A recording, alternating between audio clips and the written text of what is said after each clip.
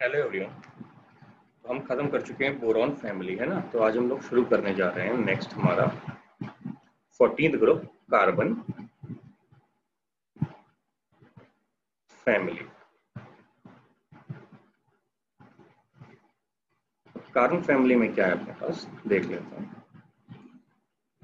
सबसे पहले आपके पास आएगा carbon, next is silicon,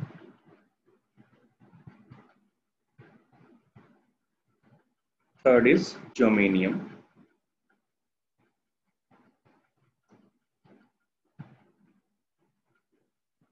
next है आपके पास tin and last is lead. अब आपको इनके सिंबल पता है, ये चाहे लिख देते हैं हम लोग, है ना। कार्बन को रिप्रेजेंट कैसे करते हैं, सी से, silicon Si, germanium is Ge, tin is Sn, lead is Pb। ठीक है। अब इसका Z क्या होता है,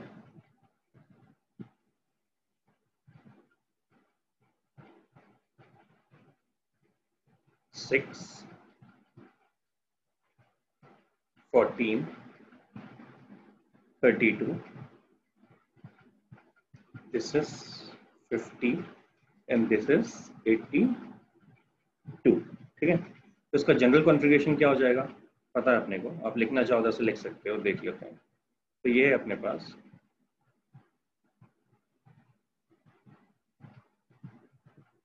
He, कितना हो गया, 2 हो गया। अब क्या हो जाएगा, 2H2, 2P2। अब ऐसे ही, क्योंकि 1 ऊपर हाइड्रोजन वाला खत्म हो जाता तो ऐसे ही चलता रहेगा इसका, 3H2, 3P2, 4H2, 4P2 इसका जनरल कॉन्फ़िगरेशन है जैसे, 5H2, 5P2, 6H2 and 6P2। आपको पता है इसका इंटरनल क्या होता है, 4F। तो इसमें क्या होता है, इनर्ट पेयर इफेक्ट लगता है, जो आपको पता होगा, है ना। तो यहाँ पे डाउन द ग्रुप अगर ऑक्सीडेशन नंबर का देखोगे तो +2 बढ़ता चला जाएगा। ठीक है। तो आपको क्लियर है, अगर आप लिखना चाहो इंटरनल तो मैं आपको इनर भी लिखवा दूँ इसका, जानबूझ हम स्पेस छोड़ते हैं ये थोड़ा सा, है ना। तो अपने पास क्या है, इसके अंदर जो जाएगा है वो है 5D, 10, 4F, 14। ठीक है। तो इसका इंटरनल कौन सा हो गया, आपको साफ दिख रहा है, ये 4F की पुअर शील्डिंग है इसमें। ठीक है। अब इसके ऊपर वाला क्या होता है आपके पास, 4D10, तो इसमें poor shielding of D orbital है। ठीक है। ये होपफुली आपको क्लियर है ये वाला पार्ट, है ना। इधर आप लिखना चाहो वैसे तो इधर क्रिप्टॉन लिख सकते हो, है ना, और इधर फिर जेनॉन लिख सकते हैं हम लोग, जानबूझ के लिखा जाता है अंदर के भी, ताकि आपको क्लियर हो। ठीक है। अब क्या अपने पास, तो आप यहाँ ध्यान रख सकते हो कि सर हमने पहले पढ़ा था कि यहाँ पे क्या हो रहा है, poor screening of 4F orbital. ठीक है। चलो देख लेते हैं, स्टार्ट करते हैं। इसमें क्या है अपने पास, सबसे पहला होता है यार एटॉमिक फिजिकल प्रॉपर्टीज में, सबसे पहला होता है फिजिकल प्रॉपर्टीज, हेडिंग डाल लेते हैं। तो आप लोग क्या शुरू करने जा रहे हैं, physical properties.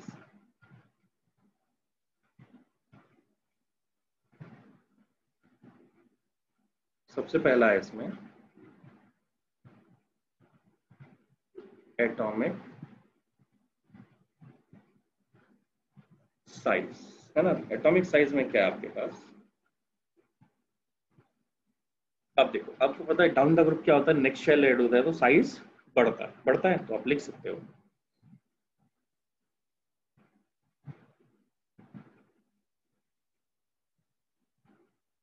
Down the group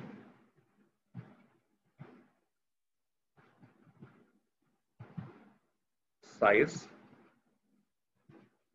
increases, है ना। ये आपको पता है ना, because electron is added in next shell, आप बोल सकते हो चाहे, है ना। अब देखो इसमें क्या है, एक्सेप्शन केस है, एक्सेप्शन देख लेते हैं।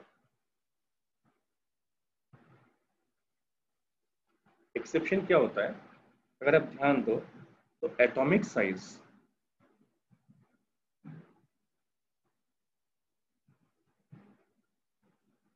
पीबी लेड और टिन का अप्रोक्सीमेटली सिमिलर होता है। अब सिमिलर होता है क्यों होता है? आप बोल सकते हो पुअर शील्डिंग है किसकी, इसमें देखो अगर 4F की पुअर शील्डिंग होती है तो उसको और क्या बोलते हैं हम लोग? लेंथेनॉइड कॉन्ट्रैक्शन,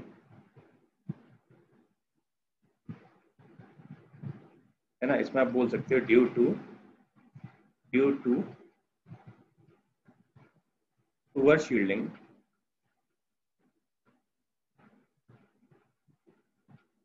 ऑफ 4F, है ना। 4F की पुअर शील्डिंग का मतलब क्या होता है? लेंथेनॉइड कॉन्ट्रैक्शन, तो साइज छोटा हो जाता है। कॉन्ट्रैक्शन मतलब थोड़ा अंदर की तरफ खींचना, है ना। लेंथेनॉइड कॉन्ट्रैक्शन हो गया इसका रीजन, है ना। अब मतलब न्यूक्लियर चार्ज ज्यादा लग रहा है क्योंकि उसको रोकने वाले इलेक्ट्रॉन नहीं है 4F वाले, ठीक है। तो नेक्स्ट देखो क्या अपने पास, अगर आप नेक्स्ट हेडिंग देख लोगे तो नेक्स्ट क्या है हमारे पास? Second is ionisation energy. Ionisation energy, ion energy क्या होती है आपको पता है ना? कि down the group ion energy decreases, है ना। लिख देता हूं मैं, down the group ion energy decreases, लिख सकते हो एज एटॉमिक साइज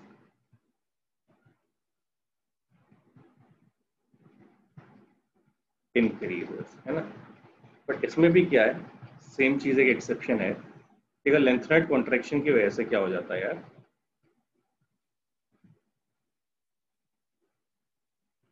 कि जो आपके पास आयन एनर्जी है वो क्या होती है? लेड और टिन, सॉरी, लेड की क्या हो जाती है? ज्यादा हो जाती है थोड़ी सी, है ना। ये अप्रोक्सीमेटली सेम बोल सकते हो टिन के, ठीक है। तो ये है आपके पास। अब नेक्स्ट क्या अपने पास इज ऑक्सीडेशन नंबर, है ना। नेक्स्ट क्या अपने पास is third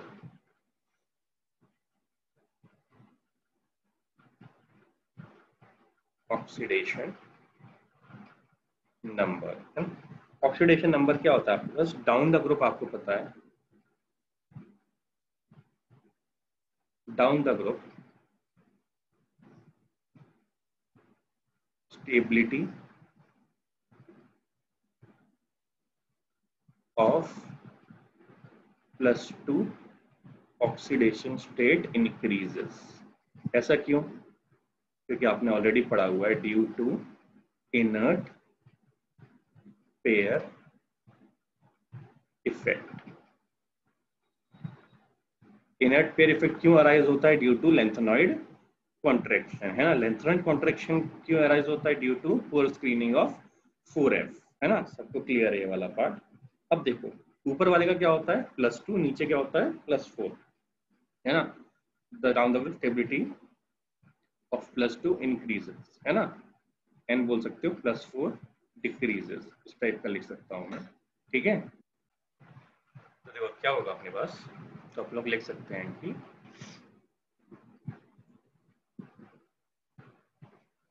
germanium +4 is more stable than Sn+4 is more stable than Pb+4, ठीक है। या लिख सकते हो आप Pb2+ is more stable than Sn2+ is more stable than Ge2+, ठीक है। अब आपको समझ में आ गया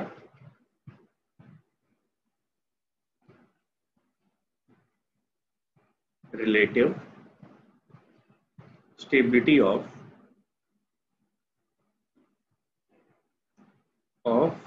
ऑक्सीडेशन स्टेट +2 और +4 दोनों का आपको समझ में आ गया। अब देखो क्या है अपने पास,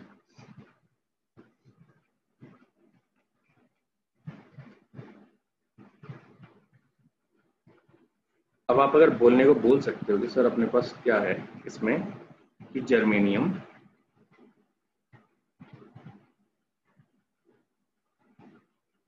+4 is more stable then +2, obvious चीज है ना, ये ऑब्वियस है, अपने को पता। ऊपर तो +4 ही स्टेबल होता है ना, नीचे इनर्ट पेयर जाके लगता है, तो +2 स्टेबल क्यों होगा ऊपर वाले के, है ना, जर्मेनियम तो ऊपर आता है। अब क्या है अपने पास, मान लो आपके पास क्या है यहाँ पे, ये लिख लेता हूँ मैं, आपके पास जर्मेनियम है, ये है 2+, इसने क्या किया, इलेक्ट्रॉन डोनेट किया और किसमें कन्वर्ट हो गया, Ge4+ +2 इलेक्ट्रॉन, है ना। या आप इसका रिवर्स भी लिख सकते हो, और Ge4+ will accept 2 electron and convert into Ge2+, ऐसा भी लिख सकते हैं हम लोग। अगर ध्यान दो आप, तो यहाँ पे क्या है अपने पास, ज्यादा स्टेबल ये वाला है कि ये वाला है, ये वाला ज्यादा स्टेबल है ना, तो मतलब 4 वाला इलेक्ट्रॉन जल्दी एक्सेप्ट करेगा, एक्सेप्ट जल्दी करेगा, है ना, 4 वाला एक्सेप्ट जल्दी करेगा और इसमें कन्वर्ट होगा Ge2+ में। अगर वैसे बोल दिया जाए कि आपके पास क्या है कि अगर Ge2+ है तो क्या वो डोनेट करना चाहेगा इलेक्ट्रॉन, नहीं करना चाहेगा इलेक्ट्रॉन कभी भी डोनेट, है ना, सॉरी, हाँ क्या बोल दिया, हाँ सॉरी, वो इलेक्ट्रॉन डोनेट करना चाहेगा, मैं क्या बोल रहा हूँ, उल्टा बोल दिया मैंने आपको, 1 सेकेंड, सॉरी। तो क्या है अपने पास, Ge4+ ज्यादा स्टेबल है ना, सॉरी, Ge4+ ज्यादा स्टेबल है और ये कम स्टेबल है ना, और यहाँ पे ये ज्यादा स्टेबल है और ये कम, सॉरी, ये कम स्टेबल है और ये ज्यादा स्टेबल है ना। अब यहाँ पे सीन क्या है आपके पास, देखो कि आपके पास क्या है, कार्बन, सिलिकॉन, जर्मेनियम, तो इनका क्या होता है, +4 ज्यादा स्टेबल होता है ना। अब क्या है आपके पास, ये 2+, कि इलेक्ट्रॉन डोनेट करके किस में कन्वर्ट हो रहा है, मोर स्टेबल में कन्वर्ट हो रहा है, मोर स्टेबल में कन्वर्ट हो रहा है ये, ठीक है। अगर ये मोर स्टेबल में कन्वर्ट हो रहा है आपके पास, तो इजीली इलेक्ट्रॉन डोनेट कर देगा, कोई इलेक्ट्रॉन डोनेट कर रहा है तो इसका मतलब क्या हो गया, ये क्या हो गया आपके पास, ये खुद का इसका क्या हो रहा है, ऑक्सीडेशन, खुद का क्या हो रहा है इसका, ऑक्सीडेशन, और लॉस ऑफ इलेक्ट्रॉन हो रहा है इसका, है ना, नीचे वाली की जरूरत नहीं है ना, फालतू में लिख दिया उसको, है ना, गलती से ले सकते हो उसको, बट जरूरत नहीं है, आप समझ जाओगे अपने आप, है ना। ये देखो एकदम प्रॉपर ध्यान दे सकते हो आप, यहाँ पे क्या है अपने पास कि आपको पता है 4+ वाला ज्यादा स्टेबल होता है, तो मतलब अपना प्रोडक्ट ज्यादा स्टेबल है, तो G2+ किस में कन्वर्ट होना चाहेगा, हमेशा 4+ में कन्वर्ट होना चाहेगा। 4+ में कैसे कन्वर्ट होगा, इलेक्ट्रॉन डोनेट करके। अगर इलेक्ट्रॉन डोनेट कर रहा है तो डोनेटिंग ऑफ इलेक्ट्रॉन क्या होता है, ऑक्सीडेशन। इलेक्ट्रॉन डोनेट रियल में किए किसने है, तो रियल में इलेक्ट्रॉन डोनेट किया है वो G2+ ने किया है, डोनेट किया है G2+ ने इलेक्ट्रॉन डोनेट। अगर G2+ ने इलेक्ट्रॉन डोनेट किया तो G2+ को क्या हो रहा है, ऑक्सीडेशन, तो ये दूसरे का क्या करेगा, दूसरे का ये क्या करेगा, रिड्यूस करेगा, दूसरे को रिड्यूस करेगा, तो क्या हो गया, आप बोल सकते हो फाइनली सर Ge2+ है ना, salt act as reducing agent, है ना, क्लियर है सबको ये। अब देखो, अब क्या है आपके पास, मतलब ऐसे आप बाकी का भी ले सकते हो, लेड वगैरह का भी ले सकते हो, आपके पास मान लो सेकेंड इज लेड ले ही लेते हैं हम लोग, तो Pe, क्या है मेरे पास, लेड ने क्या किया आपको पता है, Pb2+ is more stable then Pb4+, है ना, due to inert pair effect. तो आप लोगों ने क्या किया, Pb4+ वाले ने 2 इलेक्ट्रॉन एक्सेप्ट किए, अब किसमें कन्वर्ट हो गया, Pb 2+ में, है ना। अब आप ध्यान दोगे यहाँ पे, तो ये मोर स्टेबल है और ये लेस स्टेबल है और ये मोर स्टेबल है। तो अब देखो Pb2+ क्या करेगा, इलेक्ट्रॉन एक्सेप्ट करेगा, तो इसका क्या हो रहा है, Pb4+ का क्या हो रहा है, रिडक्शन हो रहा है। क्या हो रहा है, Pb4+ का रिडक्शन। जिस खुद का रिडक्शन हो रहा है अगर, तो किसमें कन्वर्ट हो रहा है, ये Pb2+ में कन्वर्ट हो रहा है ना। तो Pb4+ क्या कैसे बिहेव करेगा, ऐसा Pb4+ salt act as oxidizing agent. कैसे बिहेव करेगा, एज अ ऑक्सीडाइजिंग एजेंट। फिर खुद का रिडक्शन हो रहा है तो दूसरे का क्या करेगा, ऑक्सीडेशन, है ना। क्लियर है सबको ये। अब देखो नेक्स्ट क्या है अपने पास,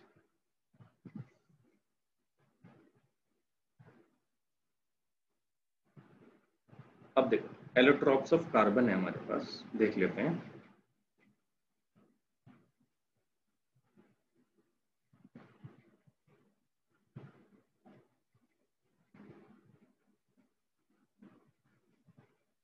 अब देखो एलोट्रॉप्स ऑफ कार्बन में क्या है आपके पास,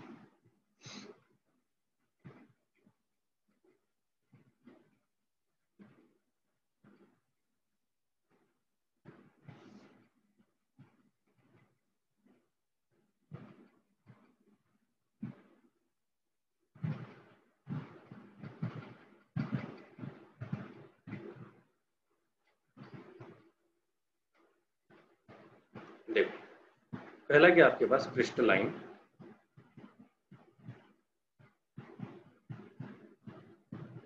दूसरा है आपके पास एमोर्फस। इसमें दोनों में क्या डिफरेंस होता है आपको सॉलिड स्टेट में बता दिया जाएगा, है ना। क्रिस्टलाइन में क्या होता है, क्रिस्टलाइन होता है आपके पास डायमंड होता है,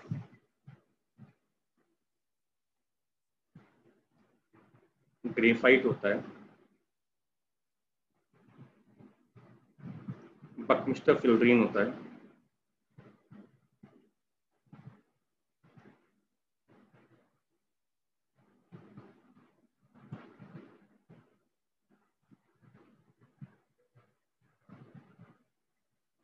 इसको बोलते हैं, ये होता है C60 कार्बन होते हैं बकमिस्टर फ्लोरीन में, है ना। इसको बक्की बॉल भी बोलते हैं।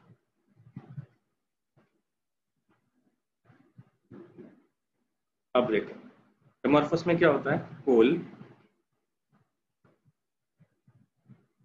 चारकोल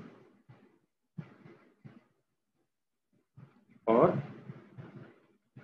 लैम्प का जो ब्लैक पार्ट है, ब्लैक जलने पे जो क्रिएट होता है ना, और कार्बन ब्लैक भी बोल देते हैं।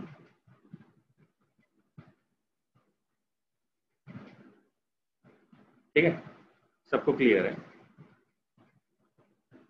अब देखो एलोट्रॉपी में क्या होता है, क्यों होता है, देख लेते हैं कुछ चीजें एलोट्रॉपी की, है ना। Some important points.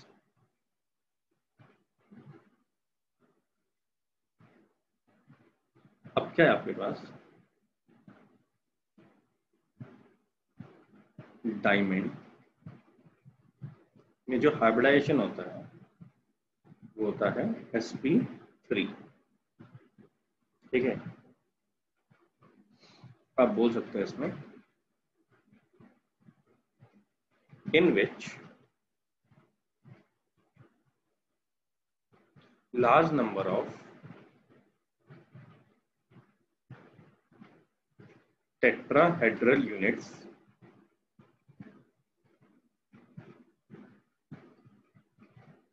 are linked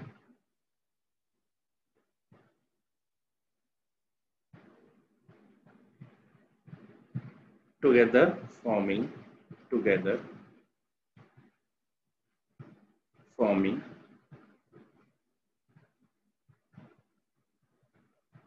a giant network,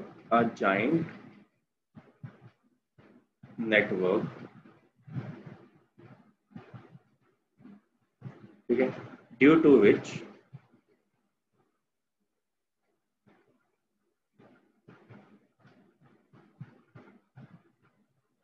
It's extremely hard. It's extremely hard. है ना, सबको क्लियर है? तो अगर आप देखना चाहो तो स्ट्रक्चर आप देख भी सकते हो। क्या आपने बस मान लो बना देता समय, ये कार्बन है, ये कार्बन है, ये कार्बन है, ठीक है, यहाँ कार्बन है, यहाँ कार्बन है, यहाँ कार्बन है,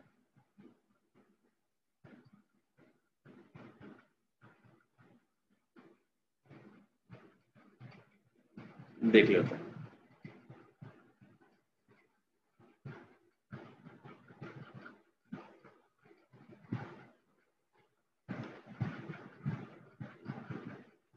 देखो क्या है अपने पास,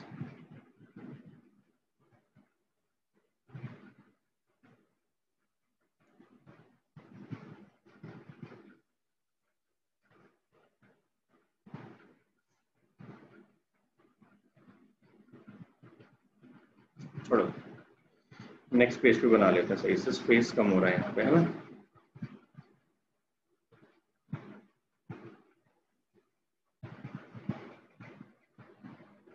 देख यहाँ पे बना लेते हैं सही से।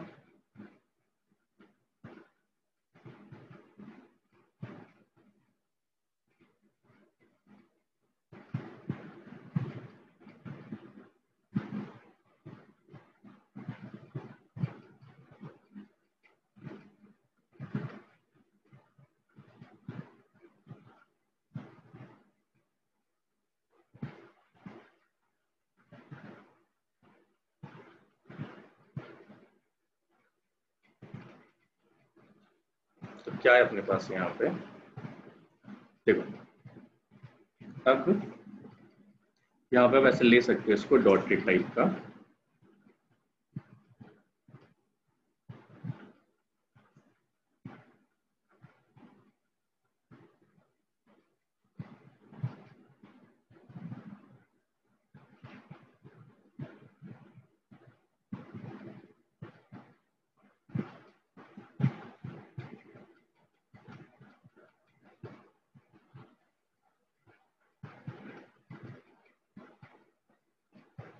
तो ऐसे बनता चला जाता। आप एक और बना सकते हो साइड में, है ना। तो एक यहाँ का डायमंड, ऐसे टेट्राहेड्रल स्ट्रक्चर कनेक्ट होते हुए चले जाते हैं, है ना। अब देखो नेक्स्ट क्या अपने पास, इन ग्रेफाइट, सेकेंड इज सब इंपॉर्टेंट है, ग्रेफाइट जिसका हाइब्रिडाइजेशन होता है वो होता है sp2, है ना। अब देखो लिख लेते हैं, a large number of graphite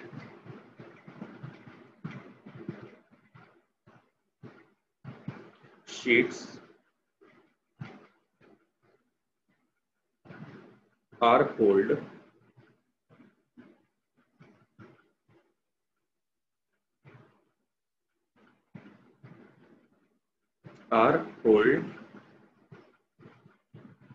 by weak van der Waal force।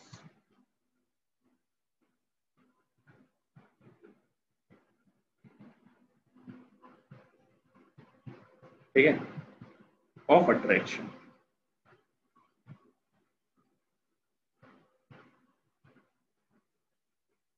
अब क्या है आपके पास, the mobile pi electron, the mobile, mobile मतलब जो मूव कर सकता है, pi electron delocalized over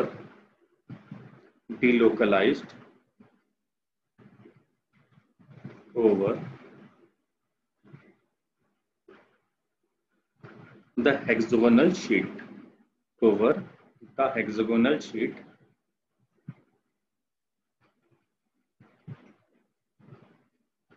of graphite।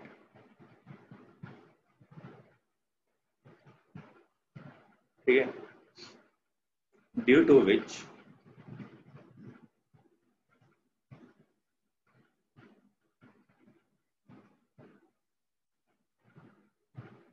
it becomes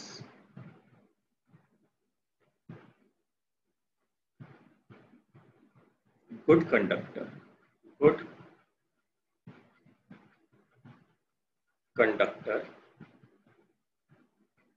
of electricity।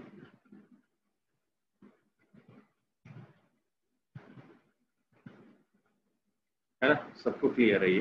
और आपको ध्यान देना है कि जो क्या है यहाँ पे हेक्सागोनल शीट्स होती हैं किसकी, ग्रेफाइट की, उसमें किसका मूवमेंट होता है, पाई इलेक्ट्रॉन्स का, जिसकी वजह से क्या होता है, ये गुड कंडक्टर की तरह बिहेव करता है। ये प्रीवियस ईयर में आया हुआ क्वेश्चन है ना, इसलिए आपको बताया गया है। ठीक है, सबको होपफुली क्लियर है ये, है ना।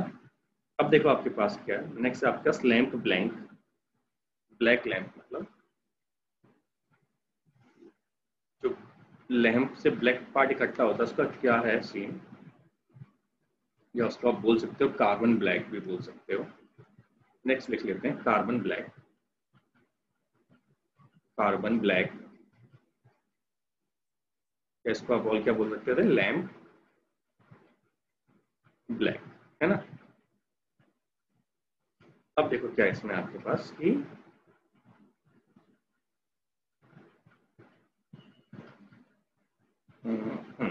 अब मान लो आपके पास क्या है, अब ऐसी कोई भी चीज को हीट करो जिसमें कार्बन का अमाउंट ज्यादा होता है, जैसे मान लो आप व्हेन लिख लेते हैं, व्हेन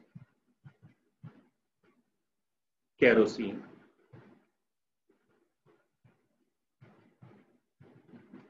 पेट्रोल और diesel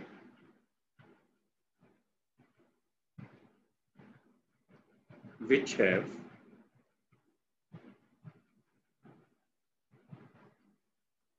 high percentage of carbon, high percentage of carbon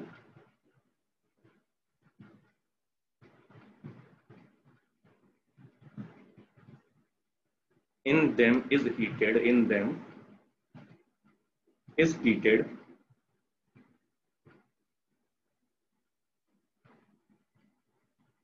in limited supply, in limited supply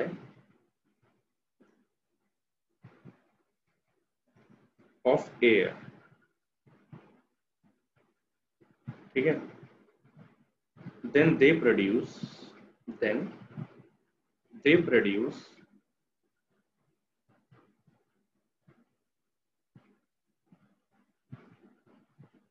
a lot of smoke, produce lots of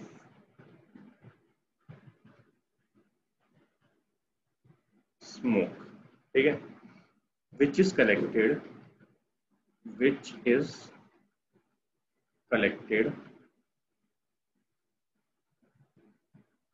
next line ले लेते हैं, over a blanket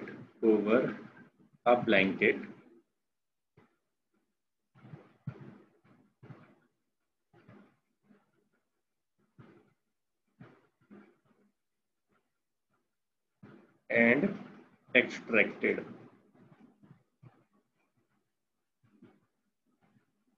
is known as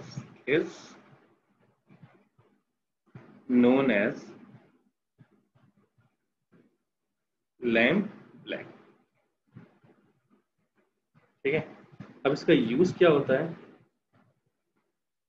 आपको लग रहा था इसका क्या यूज हो सकता है, होता है shoe polish,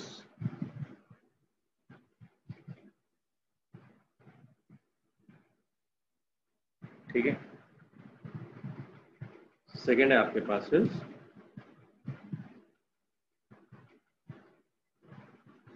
ribbon of typewriter या प्रिंटिंग पाउडर, है ना, बोल सकते हो आप, लिख सकते हैं। थर्ड लिख देता हूं, प्रिंटिंग इंक। सबको क्लियर है ना। अब देखो आपके पास क्या है यार, ऐसे ही क्या है, बहुत सारी चीजें हैं इसमें जो आगे हम कंटिन्यू करेंगे। ठीक है, बाकी क्या करते हैं, बाकी नेक्स्ट लेक्चर में कंटिन्यू करते हैं। बेसिक था जो हम स्टार्ट किया है। ठीक है, चलो, थैंक यू।